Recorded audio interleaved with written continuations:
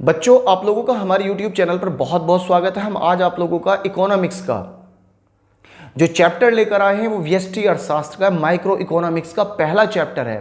ठीक है, इस चैप्टर में हम माइक्रो इकोनॉमिक्स का परिचय देंगे और मैं आप लोगों से बता दूं कि इस वीडियो के अंदर ही आप इस चैप्टर के जितने भी कंसेप्ट मैं पढ़ाऊंगा, कोई भी कंसेप्ट ऐसा नहीं रहेगा जो आपके याद नहीं हो जाएगा और आपकी समझ में नहीं आ जाएगा। बच्चों, सबसे पहले मैं आप लोगों को अर्थशास्त्र के बारे में बताता हूं। अर्थशास्त्र है क्या? बच्चों, अर्थशास्त्र एक ऐसा, अर्थ मतलब धन, शास्त्र मतलब विज्ञान, धन का विज्ञान। एक प्रोफेसर थे, उन्होंने बताया था कि अर्थशास्त्र धन का विज्ञान है। बच्चों, मैं आपसे बता दूं, जहां 4 अर्थशास्त्री होंगे वहां 6 परिभाषाएं होंगी। यानी कि अर्थशास्त्रियों के बीच में इतने वो हैं कि अर्थशास्त्र की जितनी चाहे उतनी परिभाषा बना सकते हैं। जैसे एक परिभाषा मैं बता दूं, और अर्थशास्त्र धन का विज्ञान है। अर्थशास्त्र धन का विज्ञान और मानव कल्याण का शास्त्र है। अर्थशास्त्र क्या है? धन का भी विज्ञान है और मानव के भले का शास्त्र है। इसके अलावा एक डेफिनेशन और देखिएगा, अर्थशास्त्र दुर्लभता की स्थिति में चयन से संबंधित व्यवहार का अध्ययन है। यानी कि जब दुर्लभता की स्थिति हो, उसको मैं आगे आपको डिफाइन करूंगा। दुर्लभता की स्थिति क्या होती है? चयन से संबंधित व्यवहार का अध्ययन है। अब बच्चों, अर्थशास्त्र के बारे में हम कुछ ऐसे जानेंगे। सीमित साधन, बच्चों जितने भी हम लोग हैं सबके साधन सीमित हैं, चाहे वो मुकेश अंबानी हो चाहे कोई भी हो। एक स्थिति पर जाकर उनके भी साधन सीमित हो जाते हैं और उनकी जो नीड्स है, जो हमारी नीड्स हैं, वो असीमित हैं। और इन असीमित नीड का सीमित साधनों से किस प्रकार उपयोग करके अपने को सेटिस्फाई करना है, यही अर्थशास्त्र है। समझ गए बच्चों? अर्थशास्त्र क्या है? हमारी असीमित आवश्यकताओं को सीमित साधनों से किस प्रकार प्रयोग करें, उस विषय का अध्ययन ही अर्थशास्त्र है। समझ में आ गया? अब बच्चों, अर्थशास्त्र के जो पिता कहे जाते हैं वो कहे जाते हैं प्रोफेसर एडम स्मिथ को। प्रोफेसर एडम स्मिथ अर्थशास्त्र के पिता हैं। और अर्थशास्त्र को बच्चों 2 पोर्शनों में बांटा गया है, व्यष्टि अर्थशास्त्र और समष्टि अर्थशास्त्र, माइक्रो इकोनॉमिक्स और मैक्रो इकोनॉमिक्स। क्योंकि हम माइक्रो इकोनॉमिक्स का डिस्कशन करेंगे। ये जो बुक है वो 11वीं क्लास की, 11वीं क्लास में माइक्रो है, 12th में मैक्रो है। अब हम व्यष्टि अर्थशास्त्र की बात कर रहे हैं तो व्यष्टि अर्थशास्त्र की डेफिनेशन लेंगे। तो बच्चों, व्यष्टि अर्थशास्त्र है क्या, यानी कि माइक्रो इकोनॉमिक्स है क्या? अर्थशास्त्र की वह शाखा, यानी कि अर्थशास्त्र का वह डिपार्टमेंट या वह हिस्सा जिसमें व्यक्तिगत स्तर पर आर्थिक समस्याओं का अध्ययन किया जाता है, व्यष्टि अर्थशास्त्र कहलाता है। यानी कि व्यक्तिगत स्तर पर कैसे? परिवार, एक फर्म, है ना, उपभोक्ता, नहीं इंडिविजुअल कर रहे हैं ना उनका अध्ययन, मतलब किसी भी चीज़ का। लेकिन जब हम व्यष्टि की बात करेंगे तो हम पूरे बाजार की बात करेंगे, पूरे भारत की बात करेंगे या पूरी दुनिया की बात करेंगे। किसी एक फर्म की बात नहीं करेंगे, पूरी मार्केट की बात करेंगे। समझ गए बच्चों? यहाँ पर क्या करेंगे? व्यष्टि अर्थशास्त्र पर किसी भी डिपार्टमेंट की या किसी भी चीज़ की हम सिंगल यूनिट का अध्ययन करेंगे। सिंगल यूनिट मीन्स वन का अध्ययन करेंगे। और इसके बाद अब बच्चों, ये तो अर्थशास्त्र हुआ, व्यष्टि अर्थशास्त्र, उम्मीद है आपको समझ आया होगा। अब बात करेंगे अर्थव्यवस्था की। बच्चों, अर्थव्यवस्था एक ऐसी प्रणाली है जिसमें लोगों को जीविका प्रदान करती है। अर्थव्यवस्था क्या है? ये लोगों को जीविका प्रदान करती है। हमारे अर्थशास्त्र में जितने भी हमारे दुनिया में, यूँ समझिएगा, जितने भी काम होते हैं और जिनका उद्देश्य धन कमाना है, वो सब अर्थव्यवस्था के अंतर्गत आते हैं। जितने भर भी काम हैं, जितने भी आर्थिक काम हैं, वो सब बच्चों अर्थव्यवस्था के अंतर्गत आते हैं। मैंने बताया कि अर्थव्यवस्था में जो है 2 तरह के कार्य होते हैं, एक तो आर्थिक और एक अनार्थिक। आर्थिक वो जिनसे पैसा जनरेट होता है, उसी का अर्थव्यवस्था कहा जाता है और उसी का हम अध्ययन उसमें करेंगे। बाप का अपने बच्चे को ट्यूशन पढ़ाना, माँ का अपने फैमिली के लिए कपड़े धोने, कपड़े साफ करने, प्रेस करने, ये सब जो हैं अनार्थिक क्रियाएं, ऐसी क्रियाएं हैं जिनसे अर्थ जनरेट नहीं होता, पैसा जनरेट नहीं होता। अब बच्चों, अर्थव्यवस्थाओं को कोई भी देश 2 प्रकार से रखता है, एक तो खुली अर्थव्यवस्था और एक बंद अर्थव्यवस्था। बच्चों, बंद अर्थव्यवस्था समझेंगे तो खुली अर्थव्यवस्था आपकी समझ में आ जाएगी। जब कोई देश अपने देश में विदेशी सामान के मंगाने पर और अपने देश से विदेशों में सामान भेजने पर प्रतिबंध रखता है या आयात और निर्यात शुल्क को इतना ज़्यादा रखता है कि दूसरे देशों के साथ संपर्क करना मुश्किल हो जाए, तो ऐसी अर्थव्यवस्था को बच्चों हम कैसी अर्थव्यवस्था कहते हैं? बंद अर्थव्यवस्था। और अक्सर जिन देशों में बंद अर्थव्यवस्था है वो गरीब देश हैं। दूसरी अर्थव्यवस्था यानी खुली अर्थव्यवस्था एक ऐसी अर्थव्यवस्था जो दूसरे देशों के साथ आर्थिक संबंध रखती है, खुली अर्थव्यवस्था कहलाती है। यानी कि एक ऐसी अर्थव्यवस्था जो दूसरे देशों के साथ खुली हो। भाई आजकल दुनिया के ज़्यादातर देशों में खुली अर्थव्यवस्था है। भारत है, किसी भी देश से कोई सामान मंगा सकता है, भेज सकता है। लेकिन एक दौर ऐसा था जैसा चीन की अर्थव्यवस्था थी, बंद अर्थव्यवस्था थी। 1990 से पहले हमारी भी अर्थव्यवस्था बंद अर्थव्यवस्था की श्रेणी में ही आती थी। अब बच्चों अर्थव्यवस्था के अंतर्गत आने वाली जो जितनी भी मूल क्रियाएं हैं, फंडामेंटल जो यूनिट्स हैं, वो 3 हैं। किसी भी अर्थव्यवस्था में ये 3 ही चीज़ होती हैं, एक तो उत्पादन, एक उपभोग और एक निवेश या पूंजी का निर्माण। इनके अलावा उत्पादन क्या है? किसी वस्तु के मूल्य में वृद्धि करना उत्पादन कहलाता है। किसी भी वस्तु के मूल्य में वृद्धि करना क्या कहलाता है? उत्पादन। जैसे मेरे पास एक लकड़ी का टुकड़ा है, मैं उसका क्या करता हूँ, उसके है ना मैं छील के एक बल्ली बना देता हूँ, तो मूल्य में वृद्धि हुई। या किसी लकड़ी का काम करने वाला उसके लट्टू बना दे, मूल्य में वृद्धि कर दी ना, तो उसी को हम क्या कहते हैं बच्चों? उत्पादन। उत्पादन का मतलब क्या है? किसी वस्तु के मूल्य में वृद्धि कर देना उत्पादन कहलाता है। अब बच्चों उपभोग, दूसरा, अपनी आवश्यकताओं को संतुष्ट करने के लिए, प्रत्यक्ष या अप्रत्यक्ष आवश्यकताओं को संतुष्ट करने के लिए जब हम किसी चीज़ का उपयोग करते हैं वो बच्चों उपभोग कहलाता है। भाई जैसे मैं हूँ, मुझे जब भूख लगी है, खाना खाया, तो मैं रोटी का उपयोग कर रहा हूँ, तो वो मेरा क्या हुआ? उपभोग। अब बच्चों है निवेश, पूंजी, निर्माण। निवेश का मतलब ही पूंजी का निर्माण है। हम जब किसी चीज़ में पैसा लगाते हैं तो हमारा उद्देश्य क्या होता है बच्चों? पैसा जनरेट करना, पैसा बनाना। यानी कि निवेश का मतलब क्या है? पूंजी का निर्माण करना। अब देखो, अगर हम किसी अर्थव्यवस्था के सर्किल को देखें, उत्पादन होगा, लोग उसे खरीदेंगे, और जब खरीदेंगे तो जिन्होंने पैसा लगाया, भाई एक आदमी ने पैसा लगाया, उत्पादन किया, दूसरों ने उसको खरीदा, उपभोग किया, फिर पैसा उनके पास आया जिन्होंने निवेश किया था, उनका पूंजी निर्माण हुआ। तो एक तरीके से अर्थव्यवस्था के फ्लो हैं उत्पादन, उपभोग और निवेश। इसके अलावा वस्तु किसे कहते हैं बच्चों? वस्तु और सेवाएं में मैंने आपको ऊपर बताया कि वस्तु और सेवाएं, वस्तुओं से अभिप्राय भौतिक और मूर्त पदार्थों से है जिनका उपभोग लोगों की इच्छाओं और आवश्यकताओं को पूरा करने के लिए किया जाता है। यानी कि ऐसी चीज़ें, भौतिक चीज़ें जिन्हें हम छू सकते हैं, देख सकते हैं, है ना, चख सकते हैं, महसूस तो सब हो ही जाएंगे, लेकिन चख सकते हैं, छू सकते हैं, खा सकते हैं, पहन सकते हैं, ओढ़ सकते हैं। ऐसी चीज़ें, ऐसे जो भौतिक पदार्थ हैं उनको हम क्या कहते हैं? वस्तुएं कहते हैं। और ये जो है इच्छाओं और आवश्यकताओं को पूरा करती हैं। हमारी जो इच्छाएं हैं, भूख लगी, खाना खाया, पूर्ति की ना। मैं कुर्सी के ऊपर बैठा हूँ या खड़ा हूँ फर्श के ऊपर, तो टाइल मुझे जो है ना पैरों को मिट्टी से बचा रही है। अब बच्चों सेवाएं, सेवा ऐसे लोगों की इच्छा और आवश्यकताओं को संतुष्ट करने का कार्य है। सेवाएं क्या है बच्चों? लोगों की आवश्यकताओं और उन्हें पूर्ति करने का साधन है। मैं टीचर हूं, मैं आप लोगों को पढ़ा रहा हूं, ये मेरी सेवाएं हैं। आप सिर्फ महसूस कर सकते हैं, ना तो इन्हें अपने साथ लेके कहीं जा सकते। ये बताइए, आपके माँ बाप ने पूछा, अच्छा वीडियो देख रहे थे अली सर का, तो आपने क्या देखा, दिखाओ कहाँ से? हाँ, जो मैंने पढ़ाया उसे अपने जरिए आप लिख सकते हैं, आप किसी को नहीं दिखा सकते। ये पढ़ाया, हाँ इसमें तो राइटिंग आपका है, तो राइटिंग भले ही आपको पढ़ाया मेरा है, ठीक है। अब बच्चों संसाधनों से अभिप्राय उन वस्तुओं और सेवाओं से जिनका उपभोग अन्य वस्तुओं और सेवाओं के उत्पादन के लिए होता है। बच्चों किसी भी वस्तु के उत्पादन के लिए जिन वस्तुओं का उपभोग होता है उन्हें हम क्या कहते हैं बच्चों? साधन कहते हैं। किसी भी अर्थव्यवस्था में 4 साधन हैं। किसी भी अर्थव्यवस्था के कितने साधन हैं? 4। यूं कह सकते हैं किसी भी वस्तु के उत्पादन के लिए इन 4 चीज़ों की जरूरत पड़ेगी। इन्हें हम उत्पादन के उपादान कहेंगे। क्या कहेंगे बच्चों? उत्पादन के उपादान।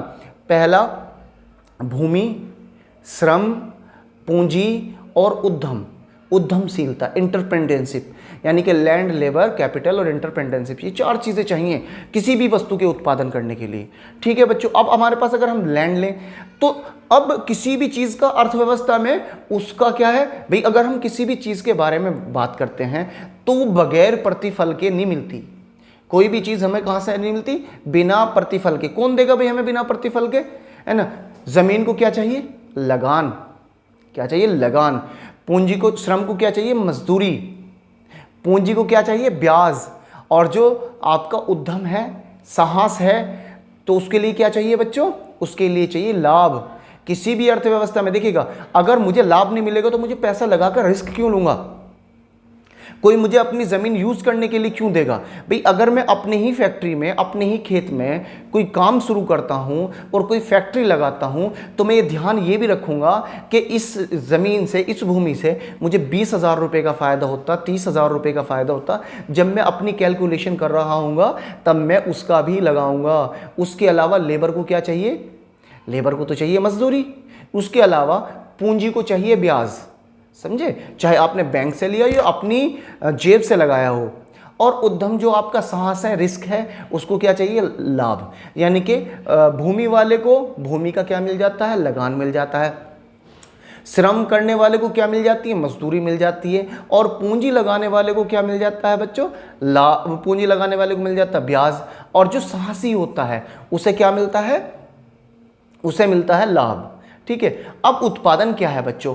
उत्पादन एक क्रिया है जो भौतिक पदार्थ से सेवाओं का निर्माण करती है। हम उत्पादन के लिए इस डेफिनेशन के अलावा भी, ये तो किताबी डेफिनेशन है, एक डेफिनेशन अपने पास से भी दे सकते हैं। किसी भी वस्तु के मूल्य में वृद्धि करना उत्पादन कहलाता है। किसी भी वस्तु के मूल्य में वृद्धि करना उत्पादन कहलाता है। अब बच्चों बात करेंगे उपभोग की। मानवीय आवश्यकताओं को प्रत्यक्ष और अप्रत्यक्ष रूप से संतुष्ट करने की ताकत उपभोग कहलाती है। अगर हम किसी भी चीज का उपयोग कर रहे हैं तो उसके अंदर हमें संतुष्ट करने की ताकत है। जब वो हमें संतुष्ट करती है तो हम उसको क्या कहते हैं? उपभोग। भाई अगर किसी वजह से चप्पल है, हम नंगे पैर घूम रहे हैं, अब इनका क्या फायदा? इनका उपयोग क्यों किया जा रहा है? भाई पैर में वजन डाल लो, घूम रहे हैं, क्योंकि ये जो है हमारे पैरों को बाहर लगने वाली मिट्टी से बचाएंगे, रास्ते में पड़े कंकर, कांच जैसी चीजों से हमें बचाएंगे। ठीक है बच्चों। उसके बाद बात करेंगे बच्चों परिवार की। परिवार एक संस्थागत इकाई है जिसकी मुख्य क्रिया उपभोग है। परिवार क्या है? परिवार एक संस्थागत इकाई है, इसका मुख्य क्रिया क्या है? उपभोग। और यह व्यक्ति का समूह है जो प्राय इकट्ठे रहते हैं। एक परिवार क्या रहता है? इकट्ठा रहता है और एक ही रसोई में खाना खाते हैं। यानी कि जिनका खाना एक ही रसोई में बनता है, इकट्ठे रहते हैं और मूल क्रिया उनकी उपभोग है, वो क्या कहलाता है बच्चों?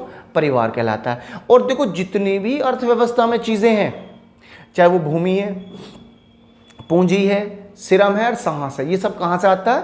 परिवारों से ही तो आता है। भाई किसी की जमीन होगी, कोई काम करने आया होगा, ठीक है, वो भी किसी परिवार का अंग होगा। जिसने पैसा बैंक में जमा किया हो या डायरेक्ट तुम्हें दिया हो या तुमने खुद ने लगाया हो, परिवार का हिस्सा होंगे। और चौथा क्या है? साहस। जो भी साहसी होगा, जिसने फर्म लगाया होगा, उद्योग लगाया होगा, वो किसी न किसी परिवार का तो रहा होगा। अब फर्म क्या होती है? एक ऐसी संस्था जो पदार्थ और सेवाओं का उत्पादन बाजार में बेचने के लिए करती है, फर्म कहलाती है। फर्म क्या है बच्चों? एक ऐसी संस्था जो पदार्थ में सेवाओं का उत्पादन करती है बाजार में बेचने के लिए। अब बच्चों बाजार उस समस्त क्षेत्र से है, बाजार से अभिप्राय उस समस्त क्षेत्र से है जिसमें क्रेता और विक्रेता क्रय विक्रय के लिए एक दूसरे के संपर्क में रहते हैं। बच्चों बाजार के लिए तुम्हें मैं और बहुत सारी डेफिनेशन दे सकता हूँ। अक्सर जो आम फेम भाषा में हम बाजार शब्द का लेते हैं कि मंगल बाजार, बुध बाजार, शनि बाजार या पीर मंगल हाट, ये सब बाजार। लेकिन बाजार जो है आज हम देखते हैं, आज डिजिटल है, मार्केट है। आज हम अमेज़ोन पे भी खरीदारी कर रहे हैं, आज हम फ्लिपकार्ट पे भी खरीदारी कर रहे हैं, ठीक है। और बहुत सारी चीज़ें हैं। उसके अलावा शॉपिंग मॉल है, शॉपिंग कॉम्प्लेक्स हैं, आपके दुकान में मोहल्ले में होने वाली दुकान है। तो ऐसे में बाजार की क्या डेफिनेशन है इकोनॉमिक्स की भाषा में? इकोनॉमिक्स कहता है कि जहां क्रेता और विक्रेता, खरीदने वाले और बेचने वाले एक दूसरे के साथ आर्थिक क्रियाएं करते हैं, इकोनॉमिकल कार्य करते हैं, उससे हम बच्चों क्या कहते हैं? बाजार कहते हैं। चाहे वो आपका स्नैपडील हो या आपका अमेज़ॉन हो, फ्लिपकार्ट हो, ये कोई भी। तो इस बाजार को आप बाजार ही नहीं समझेंगे कि सिर्फ ये बाजार का एक रूप है। जब हम बाजार वाला चैप्टर पढ़ेंगे तब हम आप लोगों को इसके बारे में डिटेल से बताएंगे। तो बाजार का एक रूप है, क्योंकि ये जो चैप्टर है, ये चैप्टर जो बच्चों परिचय है, इंट्रोडक्शन है आपकी इकोनॉमिक्स का, कि हम आगे क्या क्या पढ़ने वाले हैं। मांग पढ़ने वाले हैं, पूंजी पढ़ने वाले हैं, उत्पादन पढ़ने वाले हैं, उपभोक्ता पढ़ने वाले हैं, ठीक है। अगला वर्ड है दुर्लभता, यानी स्केर्सिटी। यह उस स्थिति को कहते हैं जिसमें वस्तु की आवश्यकता उनकी उपलब्धता से अधिक होती है। ठीक है बच्चों, यानी कि ऐसी स्थिति जिसमें उत्पादन की दुर्लभता क्या है, किसी भी वस्तु की मांग उसकी पूर्ति से ज़्यादा होती है, ऐसी स्थिति को हम दुर्लभता कहते हैं। और अर्थशास्त्र का जो जन्म हुआ है वो दुर्लभता के कारण ही हुआ है। यानी कि जो अर्थशास्त्र है वो क्यों, किस वजह से जन्म ले पाया, दुर्लभता के कारण। इन दुर्लभता का हल करने के लिए, क्योंकि कोई भी वस्तु है, संसाधन सीमित है और सीमित संसाधनों का वैकल्पिक प्रयोग है, सीमित संसाधनों का वैकल्पिक प्रयोग है। भाई आप किसी 5 स्टार होटल पे ना खाओ, मिडिल के होटल पे खा लो, अगर वहां पे नहीं खा रहे तो ढाबे पे खा लो, वहां पे नहीं खा पा रहे तो सड़क के किनारे खड़ा हुआ जो है, इनका वैकल्पिक प्रयोग है। आवश्यकताएं तो हमारी असीमित हैं। और किसी भी चीज का देखो तुम दुर्लभता कैसे, आप सरकारी हॉस्पिटल में चले जाओ, सरकारी हॉस्पिटल में चले जाओ, वहां दवा फ्री मिलती है, उसके बावजूद भी बहुत सारी दवाएं कम होती हैं। यानी कि जब शून्य कीमत पर भी किसी भी वस्तु का मिलना महंगा हो, दुर्लभता कहलाता है। और बच्चों दुर्लभता किस बात पर डिपेंड करती है, जिस चीज़ का मिलना जितना मुश्किल होगा वो उतनी ही महंगी होगी। यानी कि जिस वस्तु की दुर्लभता जितनी ज़्यादा होगी वो उतनी ही कीमती होगी। जैसे हीरा कम मिलता है, कीमत क्या है, ज़्यादा। समुद्र के किनारे रेत का है, 1 लप्पो रेत फ्री में मिलना आसान है। पानी की कीमत आप देखते हैं 20 रुपये में या 25 रुपये में कैन आ जाती है, जिसकी में 20 लीटर पानी आता है। आसान है, सस्ता है, आराम से मिल जाता है। लेकिन सोना है, दुर्लभ है, मिलना महंगा वो है, तो उसको जो क्या कहेंगे, यह है दुर्लभता। अब बच्चों किसी भी अर्थव्यवस्था में 3 केंद्रीय समस्याएं हैं। किसी भी अर्थव्यवस्था की अगर हम बात करें उसमें 3 केंद्रीय समस्याएं होंगी। पहली, क्या उत्पादन किया जाए। दूसरा, कैसे उत्पादन किया जाए। तीसरा, किसके लिए उत्पादन किया जाए। क्या उत्पादन किया जाए, व्हाट टू प्रोड्यूस। ये एक अर्थव्यवस्था में उत्पादक दिए गए साधनों और तकनीकों में कौन सी वस्तु और सेवा का उत्पादन करे और कितनी मात्रा में उत्पादन करे, क्योंकि साधन सीमित हैं और उनका वैकल्पिक प्रयोग है। क्या उत्पादन करें, इसका मतलब यह है कि उत्पादक किसी वस्तु को कितना पैदा करे और क्या पैदा करे। वो स्कूल के सामान, स्टेशनरी का सामान बनाए, खेत में सरसों बोए, गेहूं बोए। जैसा मेरे पास 10 बीघे का खेत हो और मैं उस 10 बीघे में, तो मेरे पास सर्दियों के मौसम में ऑप्शन है, क्या तो मैं सारे में सरसों बो दूँ या मैं सारे में गेहूं बो दूँ, है ना। तो क्या उत्पादन करना है, एक समस्या है ना। ये आधे में गेहूं बो दूँ, आधे में सरसों बो दूँ, ये समस्या है। तो ये डिसाइड करना पड़ता है अर्थव्यवस्था में उत्पादक को कि वो क्या उत्पादन करे। ठीक है बच्चों। अब उसके बाद में दूसरा है कैसे उत्पादन किया जाए, हाउ टू प्रोड्यूस। इसका संबंध चैन की समस्या से है। कैसे उत्पादन किया जाए का संबंध किससे है बच्चों, चैन की समस्या से। इसमें 2 चीज का इस्तेमाल कर सकते हैं। एक तो श्रम प्रधान तकनीकी का, जिसमें श्रम अधिक लगता है और पूंजी कम लगती है, ठीक है। दूसरा है पूंजी प्रधान तकनीकी। बच्चों जो श्रम प्रधान तकनीकी है उसमें लेबर ज्यादा लगाई जाती है और लेबर काम करती है और पूंजी कम लगती है, क्योंकि 200 300 रुपये दे के काम करा लिया जाता है और लेबर ज़्यादा लगेगी, कम पैसा लगेगा, लेकिन समय भी ज़्यादा लगेगा, ठीक है। दूसरी है पूंजी प्रधान तकनीकी, जिसमें पूंजी अधिक लगेगी, श्रम कम लगेगा, लेबर कम लगेगी, कम लोगों से ही काम हो जाएगा। आजकल हम देखते हैं जेसीबी लगवा देते हैं। उसकी वजह क्या है, क्योंकि जितने टाइम में वो कंपनी भले ही मार्जिन 2 रुपये कम कमाए, पता चलता है कि जो लेबर लगा रखी थी उससे 2 महीने में काम हुआ था। जो नाले हैं उनकी सफाई कराने के लिए एग्जाम्पल के तौर पे मैं बता रहा हूँ, जेसीबी मशीन लगा दी। अब वो जेसीबी मशीन ने पता चला कि 2 दिन में 3 दिन में वो नाला सारे साफ करती है। 4 दिन लगाए, पैसे थोड़े ज़्यादा गए। अगर लेबर लगाते पैसा तो कम जाता, लेकिन पता चलता 1 महीने लगा। तो जो कंपनी ने 10% या 20% मार्जिन कम कमाया, तो उसके पास जो 2 महीने का टाइम भी तो बढ़ गया। वे 5 दिन में सफ़ा करके चलेगी मशीन, वो 2 महीने में करते। अब वो 5 दिन के बाद जो 1 महीना 25 दिन जो है ये कंपनी के पास और है और उत्पादन करेगा। तो वो क्या करेगा, श्रम प्रधान तकनीकी भी उत्पादन यूज़ कर सकता है, या फिर वो पूंजी प्रधान तकनीकी भी इस्तेमाल कर सकता है। समझ गए बच्चों। इसके अलावा किसके लिए उत्पादन किया जाए, अर्थव्यवस्था में ये वस्तु और सेवाओं के वितरण से संबंधित समस्या है। वस्तु और सेवाओं के वितरण से संबंधित समस्या है, किसके लिए उत्पादन किया जाए। कंपनी पहले टारगेट करती है कि वो किसके लिए किसी चीज़ को बना रही है। तुम्हें मैं बताऊं, आपको आसानी से समझ में आ जाएगा। भाई देखो, अगर कोई कंपनी किसी गरीब आदमी के लिए एडिडास का जूता बनाने लगे 3000 का, तो क्या वो खरीदेगा? तो उसको दिमाग में होना चाहिए कि जूता किसके लिए बना रहा हूँ। या सपोज करो मैं एक दुकान खोलना चाहता हूँ, मैं एक उत्पादक हूँ, मैं दुकान करना चाहता हूँ और मैं शोरूम खोलता हूँ नाइकी का शोरूम खोल लेता हूँ। और खोल कहाँ लेता हूँ? एक ऐसी जगह पर जहाँ पर बैकवर्ड इलाका है, ज़्यादातर गरीब लोग हैं। क्या मैं अपना महंगा सामान नाइकी का वहाँ बेच पाऊँगा? तो उत्पादक के सामने ये क्या उत्पादन किया जाए, उसके साथ ये डिसाइड करना होता है कि उसका जो उत्पादक है वो गरीबों के लिए है या उसका उत्पादन जो है अमीरों के लिए है। ठीक है बच्चों, तो इस तरीके से अब बच्चों हम बात करेंगे दुनिया में मौजूद अर्थव्यवस्थाओं की। मैंने वहाँ आप लोगों को जो अर्थव्यवस्था के बारे में बताया था, खुली अर्थव्यवस्था और बंद अर्थव्यवस्था। मुख्य तौर पर दुनिया में 3 प्रकार की अर्थव्यवस्था पाई जाती है, वे तो खुली और बंद थी, ठीक है। उसके अलावा अर्थव्यवस्था में 3 प्रकार की अर्थव्यवस्थाएं होती हैं। जैसा पहली है केंद्रीय नियोजित अर्थव्यवस्था, सेंट्रल प्लानिंग इकोनॉमी। बच्चों आप लोग इसे बड़ी आसानी से समझ पाएंगे। केंद्रीय नियोजित अर्थव्यवस्था एक ऐसी अर्थव्यवस्था जिसमें क्या उत्पादन करना है, कैसे उत्पादन करना और किसके लिए उत्पादन करना, इन सभी चीज़ों का डिसीजन, इन सब का निर्णय कौन करता है? केंद्रीय अधिकारी करता है, सेंट्रल गवर्नमेंट। ये जैसे मान लो रशिया था, सोवियत संघ, वहाँ पर सोवियत संघ की जो सरकार थी वो डिसीजन करती थी किन किन लोगों को क्या क्या बनाना है। जैसा चीन, उत्तर कोरिया, यहाँ पर साम्यवादी सरकारें थी, सरकारी कर्मचारी, सरकारी अधिकारी ये तय करते थे कि देश के किस खेत में क्या पैदा किया जाना है, गेहूं पैदा किया जाना, चावल पैदा किया जाना, किन आदमियों को क्या काम करना, इस सब का निर्णय कौन करते थी? सरकार। यानी क्या उत्पादन करना, कैसे उत्पादन करना और किसके लिए उत्पादन करना, इन तीनों चीज़ों का निर्णय कौन करता है? केंद्र सरकार निर्णय करती है। यह निर्णय किसका होता है बच्चों? केंद्र सरकार का। समझ में आ रहा है ना?